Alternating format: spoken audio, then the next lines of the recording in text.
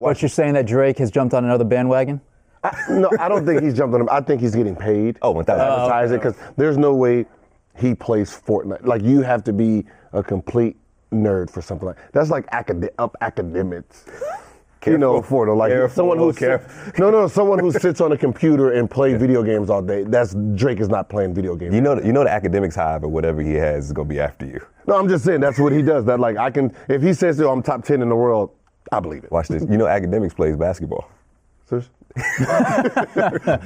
Academics allegedly plays basketball. Oh, he says he has a good jump shot. Do you think you could beat him in one-on-one? Really? Serious? Are you serious? Serious? Like, really?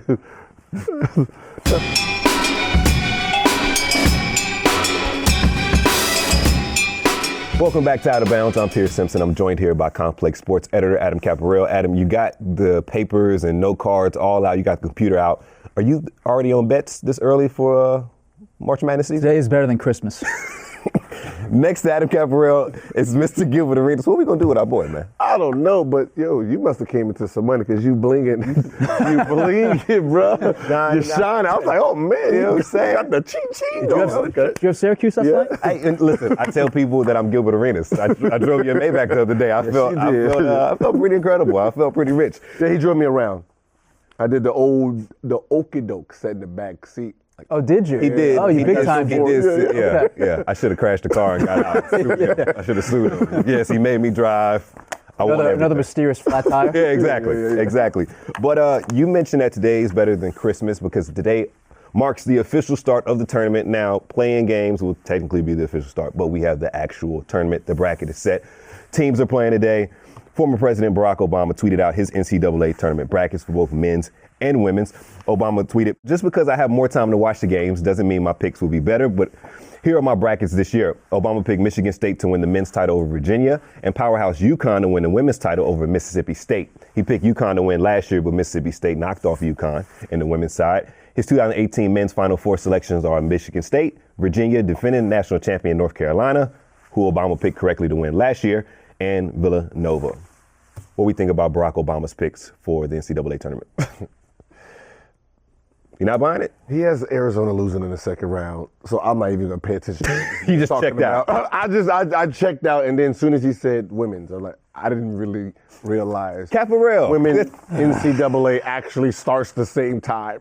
Well, it starts a little bit later. But it does start a little bit later. Obama's bracket gets a hand wave, okay, for numerous reasons. Number one, way too chalk heavy. He's got like number one seeds and number two seeds just, matriculating all the way basically to the regional finals. I think he has a 1-2 regional final in 3 of the regions.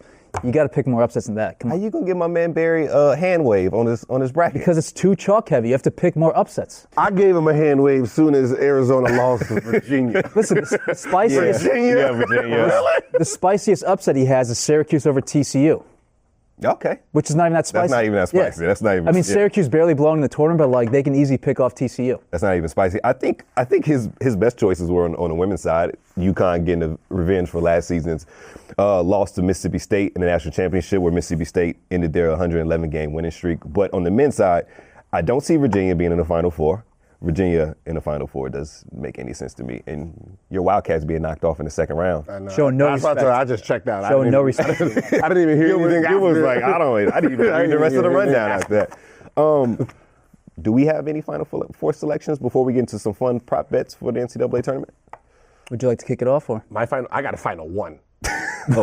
Hey, Adam, should we be surprised? It's just Arizona. We don't care who else is of the 3 people. Trust us. That's actually an excellent selection, by the way. Oh, see? Man, what I need to build? Hey, this is like math class.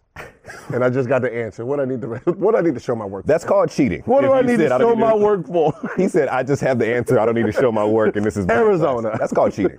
Don't care who we play. Wildcats are underseeded, as we talked about earlier this week, and at 9-1 odds to win the national championship. Excellent value. Thank you. Why does everything go back to the but as long as he agreed, I'm good with him.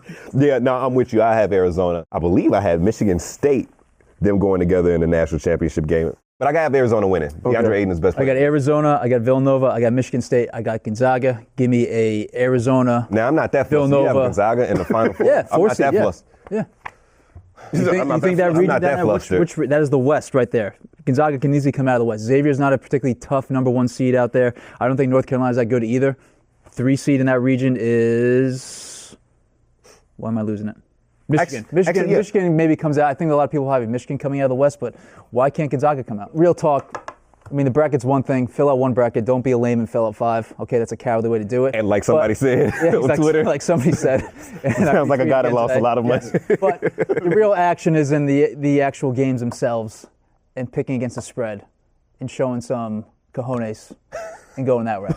So I care more about the lines and individual games and the brackets because real talk, you're going to be out of your tournament pool in like one day anyway. So just gamble on the game. That's why you're going to have more fun. That's why mine is just one team. I think we're 74 episodes in. I've developed a great relationship with everybody here. But I hate to say this, your guy here is a degenerate, okay? Yes. Because it's called having fun. Yeah. Okay? It's called a hobby. No, a hobby is once a week. Twice a week. It's a guy better than playing games. A lot of other people did too. Did you put money on Texas Southern?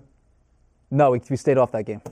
We had no feeling. We as a group. It's a group of you. Well, it's called friends that also share an interest. It's a group. Yeah. Wow. It's called a conglomerate. This guy is ridiculous. The game that I'm very intrigued for, and hopefully it happens, is Kentucky and Arizona.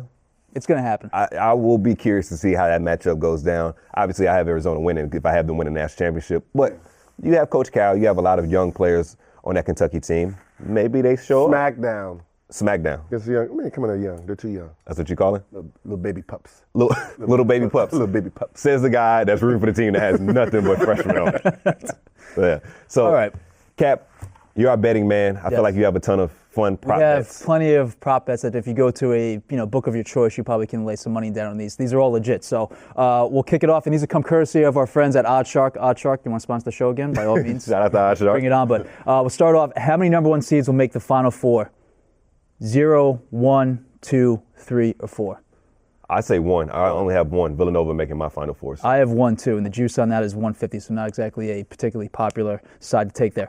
How many number 1? You said 1, right? 1. I have 1 also, just Villanova making it in there. Most points by a single player in the round of 64. Over, under 32.5. And let's keep in mind, obviously, Trae Young plays today. He's the first game today, URI versus Oklahoma. Over what? Over, under 32.5, the most points by a player in the round of 64. So will one player score more than 32.5 points? I say over. Over. I mean, how many? 32.5 points. I say 4. No, I'm just saying. Yes. Over under. Will someone score more than 32.5 points? Yes, I'm thinking it's the same. I'm sorry. I'm thinking the same bet. I'm like, okay. I'm thinking 4 players will score over. So you're gonna take it? Yes. Someone will score more than 32.5 points. I said 4. I'm thinking 4 players will score over 32. Why did you reply like your lady was confronting you about something? You just came up with some number. 4. No, I wasn't over her house. Liking pictures on Instagram couldn't be me. I'm taking under. Saying no one scores more than 32.5 points. Trae Young's been kind of limping into. Saxon's going to score. I mean, you're going to have. Yeah, but in these games, you play in the NCAA tournament, correct? Yeah. Yeah. So don't these games tend to be a little bit more narrow and like more defensive focus? You got buckets. How about buckets? Your man's really sat back and was like, 4. Let's do 4. I'm going to go 4. He said over under. He was confused. No, because I'm thinking about the first one, like 1, 2, 3. Like I'm thinking, okay, I think 4 players will go over. I'm going over. Over. Right. You name a good candidate, Colin Sexton. He could very well have over 32 points. There's plenty of candidates, but I just feel that you get tight games. I'm going to say no. Maybe you see an outburst in the Sweet 16 or the Elite. No, there's going to be one of those scorers from one of those small schools that he's the only player. Mike Dom, San Diego State, getting 7 points. Shout out Armani Brooks, Houston Cougars, shooters. There you go. Yeah. Next one, who will win more games in the tournament, Duke or UNC? UNC. You know Duke is good for a first-round upset. Oh, you hate both schools, don't you? I'm going to go with UNC. I have UNC also going to, I think I have them going to the Elite Eight. I think I have Duke dropping the Sweet 16. I just want to say this is not a very pro-Duke show. No, it's not. Good point. That's a very good point. All right, so quick prop bets for conferences. ACC conference wins over under 14 for the tournament. Under. I'm going to go under 2. I think a few early exits. Under. Big East over under 8.5. Under. And they have 2 number 1 seeds. Oh, Big East? I got confused that your UConn was still in the Big East. Unfortunately. And also UConn's not in the tournament. Yeah, exactly. So, yeah. I'm going to go over. I'm going to go over. You going under? I'm going over. I got Nova going to the championship. Yeah. That's 5 wins right there. Big Ten over under 8. Under. And remember, Big Ten those teams haven't played in 2 weeks. Under.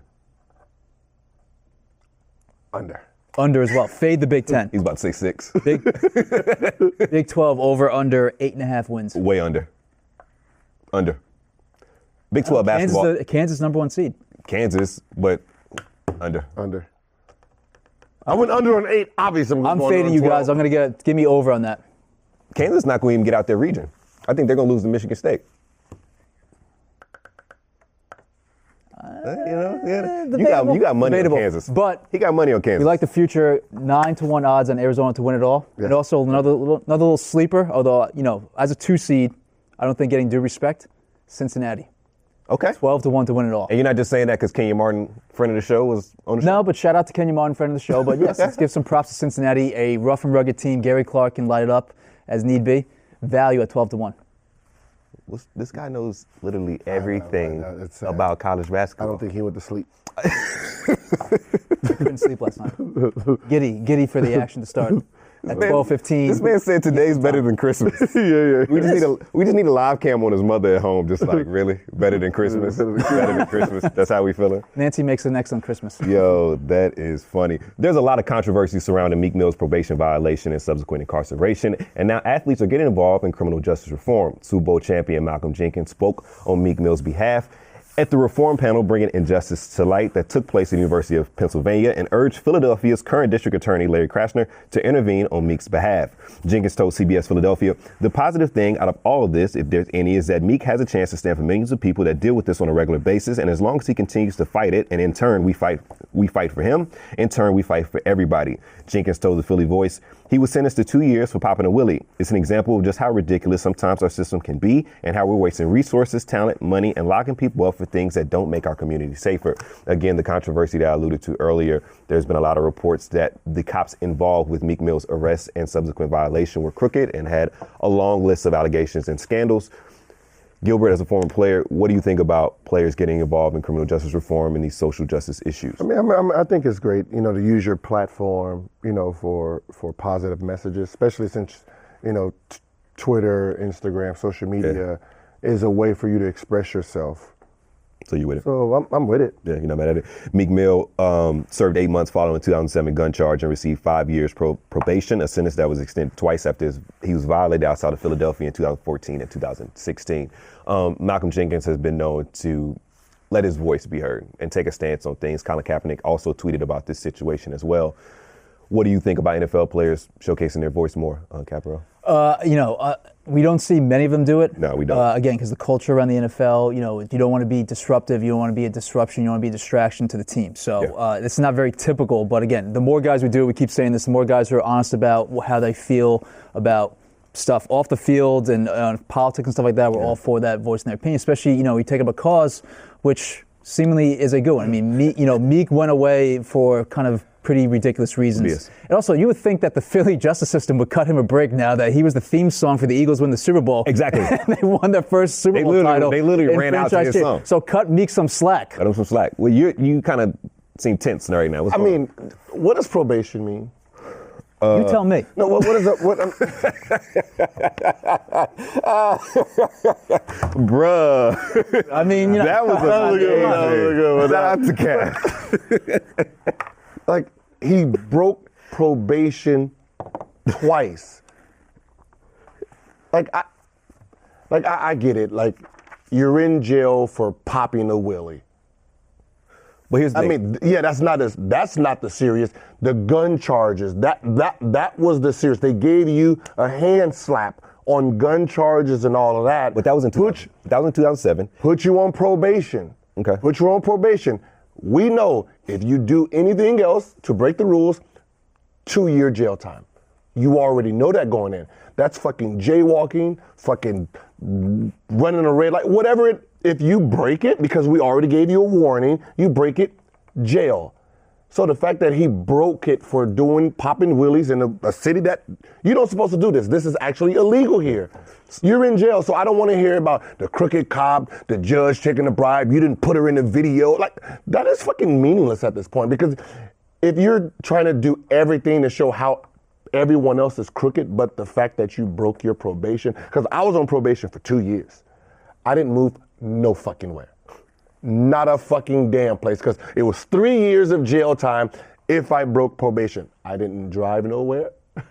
I busted. I was doing anything not to get in trouble. But see, there's controversial circumstances surrounding Meek Mill's initial arrest and everything involved. The arresting officer, Reginald Graham, who was a lone witness in Meek Mill's trial, was a Philadelphia District Attorney's Office list of untrustworthy officers, and fellow officers have since charged him with falsifying his testimony. Also, former DA Seth Williams is in jail on federal corruption charges. Speaking from jail, Meek Mill said, "I'm happy to shed light on the situation that we've been going through for years. God picked me to be one to bring light to Philadelphia, Pennsylvania." So obviously there's a lot of circumstances. Did he have a gun or not when he got arrested? But that was 2007. That was his initial charge. And then but the violation of probation. Then he violation of probation again. They put him on again. He did it again. Put him on again. Now he's in jail. But here's some of the things that he kind of violated. He was arrested in March of 2017 for alleged assault at St. Louis Airport. Those charges were later dismissed, and it wasn't even like an actual arrest. It was a situation where somebody was trying to get an autograph. And he needed his crew space. beat him up. Yeah. I don't know about that. That's all alleged at this point. Yeah, alleged. But, okay. And then again in November of 2017 for alleged traffic violation in New York City. So are those things that should throw you back in jail and derail your career? If you're on probation and it says if you break any kind of law. But that's not fair, Gil. You know, this all. I mean, it wasn't fair. I mean, yeah, it's not fair, but I mean, if you just did jail time on your gun charges, is that fair? You didn't get a warning then? I mean, like Kodak Black. Yeah. You know, guns by his children doing all this, okay, and then now it's free Kodak because Let's back up. But I'm just saying the officers left his child outside when they was arresting apples and oranges, because Kodak Black was on Instagram Live with guns, weed, and a child just in the background. But what I'm saying is, think about what the argument is. Oh, the cops left his child outside, so obviously they didn't care about the child to go raid his house. Like if you got to throw smoke somewhere else to get you off, like. Hey, that's the criminal justice system. That's what every lawyer does. They throw. I know. That's what I'm saying. Like with the Meek Mills, I've been listening to it. First, it started with the judge. She wanted to be in a video, and he said no, which to me sounds like some fucking bullshit. Because if you're gonna put me in jail and you just want to be in my fucking video, 2 years in jail or fucking video, come on. Come on in the video. You know what? You can rap all this verse. Like let's be honest. Let's be honest. I've seen his videos. Who? There's a whole bunch of motherfuckers in his videos that can't get him out of jail. Plenty of guys inside. Let's be honest. So with the whole thing, it's like when he gets out, he's still gonna be on probation. Then listen, I see your side. Should he have been on the straight and narrow a little bit more? Sure. Yeah. I mean, I know it's, but there's a lot of. I get it. I know it's hard for someone like him, like who does ride bikes and do all this. I mean, if you're the cop, come on, like they're shooting a music video or whatever. Like the cop who arrested him at that point, like, oh, it's fine. Don't even worry about that. I mean, but that's. All right, so we're done with our everyday struggle talk. Yeah. But all right. So back to Malcolm Jenkins, though, the original topic of this discussion, though. It's cool to see him again being out there, putting himself on the platform, and we hope that more guys in the NFL take up his example and speak more openly about political issues that they actually give a fuck about. We've seen with basketball players, but what's the impetus you'd hope would start to trickle down to the NFL players shortly? But I don't know. Go ahead. No, I mean, it's just, when I was playing, we didn't have, social media where we put thoughts out that we seen. I mean, and during interviews, no one's asking us about, whatever. Like when I was playing, nobody asked us about Bush and all that. I mean, the only time we heard outspoken about Bush is when Kanye said something. It's like now, when LeBron feels a type of way and he, now it becomes big where media gets to ask different players, what do you think about LeBron's thing? And then you get to talk about it. But before there was we just played. You mentioned will we see more NFL players do this more often, take stances on social injustices and social justice issues. It's concerning when you're in the NFL and you see the Seattle Seahawks trade away most of their players that have political stances or cut them. Richard Sherman released. Michael Bennett traded away to the Philadelphia Eagles. We know the long story with Colin Kaepernick. The NFL, in many ways, like you mentioned earlier this week, can be slow in being progressive, and they can be backwards in many ways. So hopefully Malcolm Jenkins can change things and allow to be change for players to speak up. But if you see guys getting cut for voicing their opinion, You know, so tell If them you're going to be a distraction in the locker room, you're not going to be in the league very long. Unless you're the best. Distractor. That too, yeah. I mean, there's exceptions to the rule, but yeah, it's for the most part. I'm pretty sure if Cam Newton says something, I don't think you make an exception. I don't think he's getting cut. All right, sticking with politics for a minute here. Shaq is calling for more cops in schools. So on Wednesday, while students were walking out of schools and advocating for tougher gun laws, Shaq said his answer to ending school shootings is not a ban on guns, but more cops at school. So he was on the WABC radio program Curtis and Cosby Show, and Shaq said, quote, "The quick fix, the government should give law enforcement more money. Give more money, you recruit more people, and the guys that are not ready to go on the streets, you put them in front of the schools. You put them in front of the schools, you put them behind the schools, you put them inside the schools, and we need to pass information. I would like to see police officers in schools, inner cities, private schools." Quick question. I'm going to read this line one more time. You recruit more people, and the guys that are not ready to go on the streets, you put them in front of the schools. So why are we going to have the guys that are not ready to protect the streets, protect the children in the school? A little backwards, right? That's you can pick that apart. Yes. That is not the worst. That is not the worst part of that. What's the worst? The worst part is the two type of schools he named. There's never been one mass shooting. The private and the inner private school and inner city public school. Stop. There's no fucking mass shootings at a private school. They already have security. Like, I'm a father at a private school, and if I don't have my fucking sticker on my fucking window, I'm not getting in. Yeah. You know, it's protocol. So that's a waste of fucking time and money to put people inside of private schools, and inner cities got fucking metal detectors. Metal detectors out the wazoo. They already prepared for something like this back in the 80s during gang time. But maybe that's the fix, right? Just put metal detectors in schools. Maybe, I mean, but that's what I'm saying. The two schools that don't have that have shootings, they already have protocol for stuff like this. But this is also not coming from an uninformed individual. Shaq, we know, has, his father's in the military. He's been around the military in that aspect, to, when he was growing up. And also, we know that his, affinity for law enforcement. Yeah. He's a deputy sheriff, whatever the case is. We know all the stories about him wanting to get involved and be involved with law enforcement over the years. So he comes from an informed opinion, although you can poke holes at his reasoning and the what holes was poked. The holes was poked because I'm sorry. Like, yeah. I really do think there should be like guards or metal detectors outside of school. Like, if they are going to put guns into school for teachers to get at, I don't think the teachers should be able to access these guns.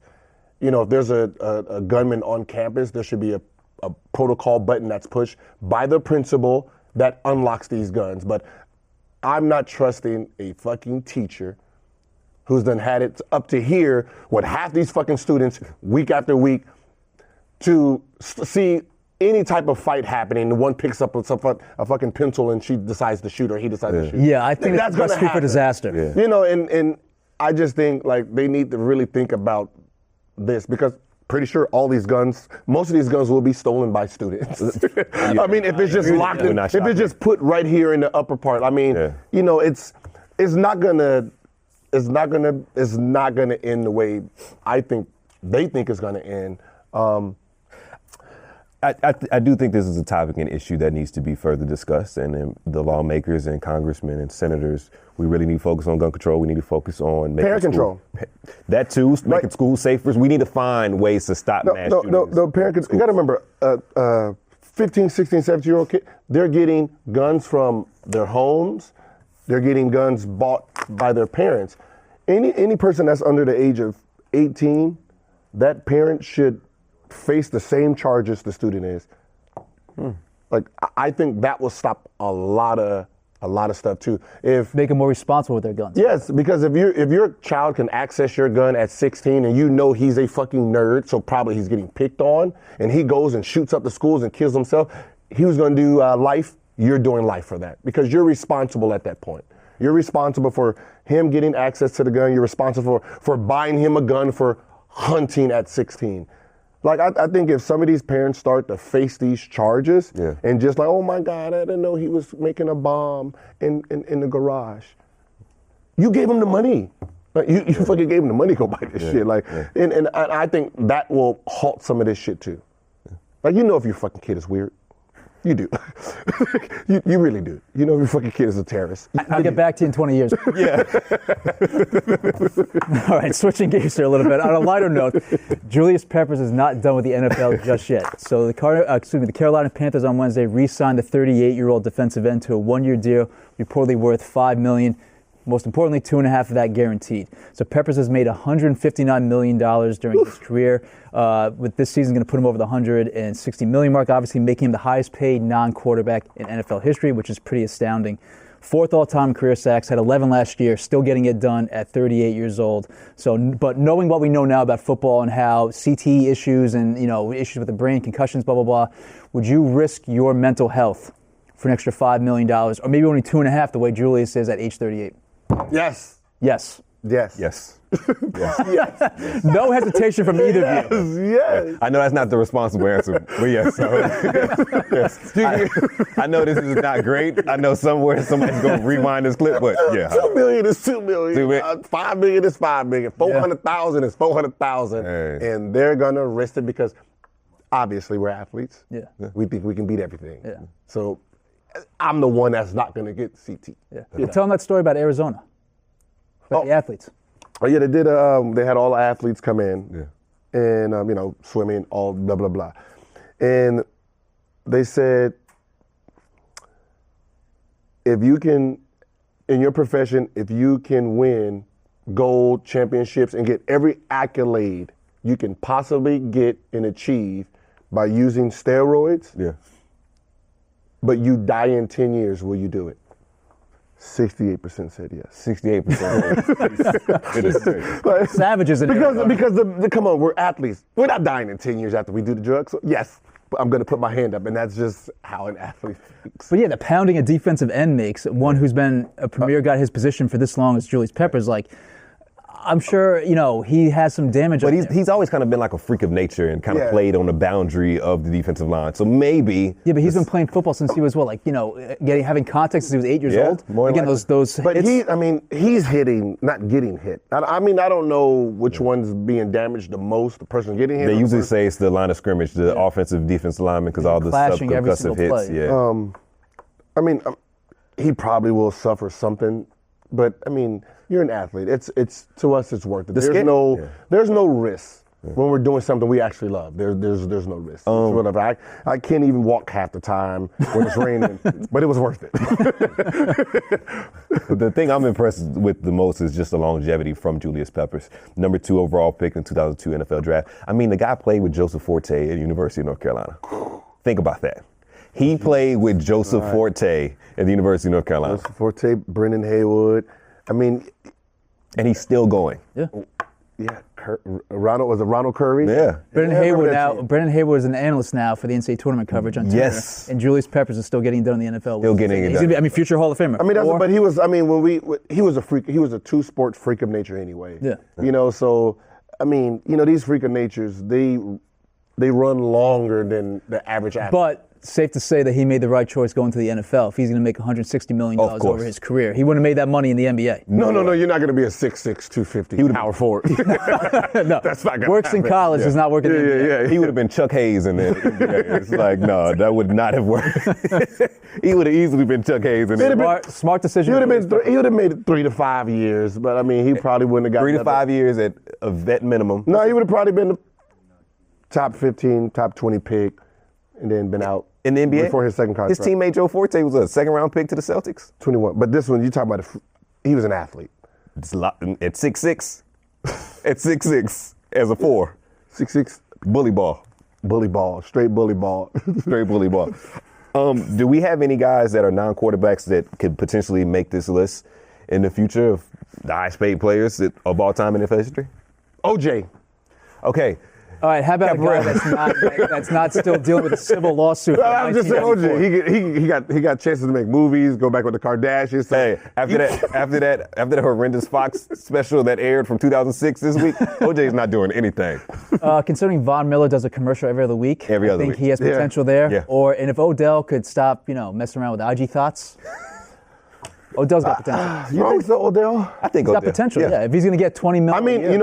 If guaranteeing starts to happen, then yeah. I'm guaranteeing something now. Odell's gonna get $100 million. Guaranteed? Not guaranteed. Bullshit. Guaranteed, he'll get around 65. Bullshit. Guaranteed. He's getting 100 guaranteed. No, he's getting 65 guaranteed. 65. Okay, listen, Mike.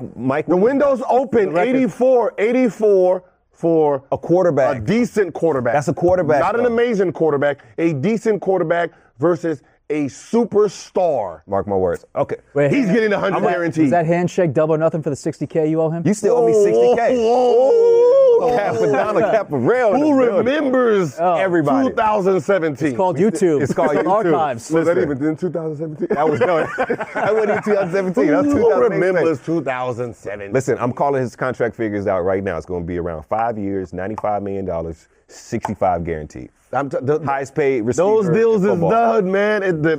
The cap has been broken, baby. Stop it. The cap is open. Guaranteed contracts is going for this special. The only team that he's a special player. Only team that would give him $100 million fully guaranteed is his New York Football Jets. And that's it. They probably would. I mean, shit. They threw out about 151.25. They threw out that. They threw out 125 guaranteed. I'm just no. saying. You think Odell's gonna get 65 guaranteed? Yes. Hell no. Yes. Mike Williams is second highest paid receiver. He got 55 guaranteed. Listen. The new regime is in. How much you want to put on it? This old. How much you want to put on it? When we seen Conley get 155, 145. This is basketball. We thought that was it. He was going to be the highest paid, and then boom. The gate broke open. How much we putting on it? The gate is open. How much we putting on it? You can't rewind these players back. How much we putting on it?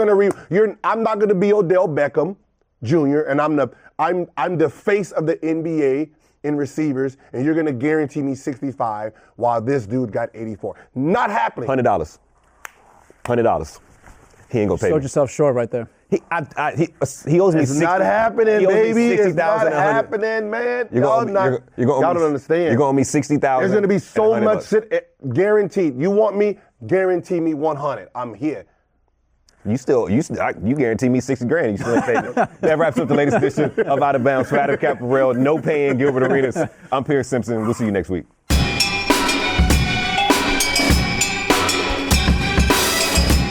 Same thing in NBA. Once one person breaks it, everyone just pogos off of it. And then they got to try to figure out how to reel it back. Y'all know how backwards the NFL is. They're not going to do that. Bullshit. They're trying to find. Listen, look at Le'Veon Bell.